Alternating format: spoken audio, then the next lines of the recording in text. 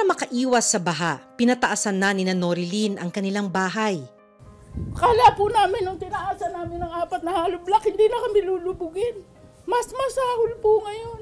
Mas matindi ba ngayon? Mas matindi po ngayon. Dati po yung itaas ng bahay namin hindi pinapasok. Ngayon lagi pong may tubig.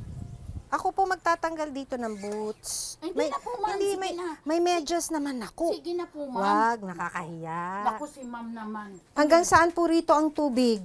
Ayan po. Hanggang saan po yung ref ninyo nakaano na. Ayan po yan. Dati po inabot ng ganyan. Hanggang dito? Opo. Bakit po kailangan may tungtungan na ganito yung ref? Inaabot po yan eh. Tingnan po yung mga higaan namin. Inaabot po ng tubig yung higaan. Kaya So po, itong mga kama ninyo, may tungtungan din. Opo. Hanggang dito ho yung tubig. Opo. Ayan po yung mga bakas oh. Sa ilalim. Oo nga, ano? Opo. Ito po, lumulutang po ito. Dito namin pinapatong. Kasi po, minsan umaabot hanggang dito. Lubog So kailangan itaas nyo na yung tangke oh, rito. dito po sa lamay. Ito po, pinapasok namin sa loob. Ang CR po, hindi nagagamit. Saan kayo nagsi-CR? Wala po. Kasi yung CR ninyo, lubog. Lubog po ito. So pagka wiwiwi sa timba, parang arinola. Opo. Doon ka na lang po iihi.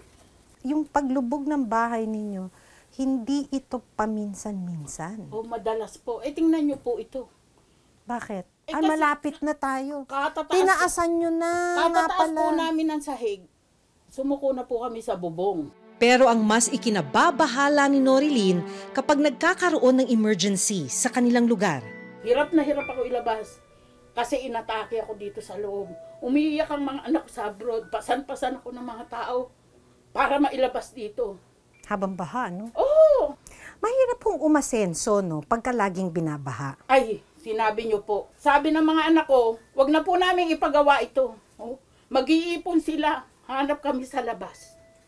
Kasi dito ka mamamatay, mami. Yun po ang sabi nila.